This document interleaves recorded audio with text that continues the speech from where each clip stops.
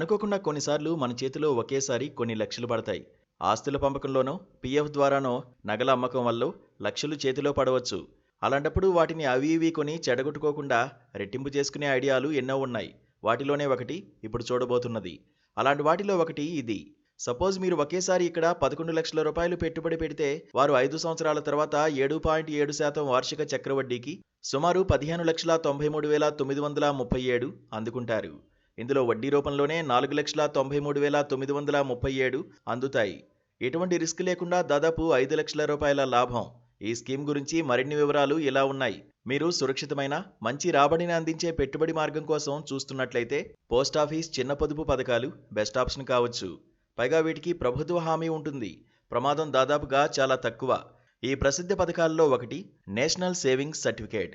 ఇక్కడ మీరు ఒకే పెట్టుబడితో లక్షల లాభాలను సంపాదించవచ్చు. ప్రతి పెట్టుబడిదారుడు తన కష్టపడి సంపాదించిన డబ్బు సురక్షితంగా ఉండాలని, మంచి రాబడిని పొందాలని కోరుకుంటాడు.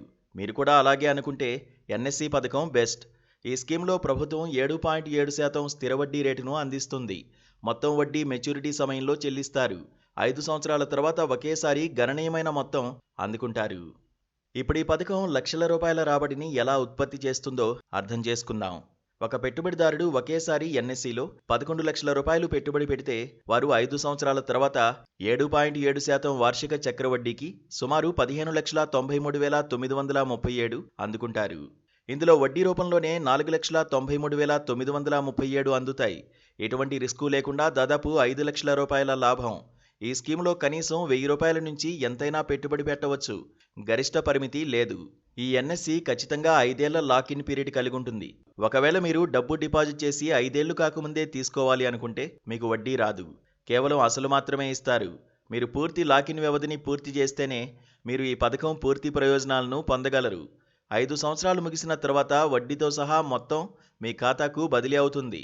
ఎన్ఎస్సి వడ్డీని అందించడమే కాకుండా పన్ను ఆదాకు కూడా సహాయపడుతుంది. ఈ పథకం కింద చేసిన పెట్టుబడులు ఆదాయపు పన్ను చట్టంలోని సెక్షన్ 80C కింద ప్రతి ఆర్థిక సంవత్సరానికి 1.5 లక్షల రూపాయల వరకు మినహాయింపు ఉంది.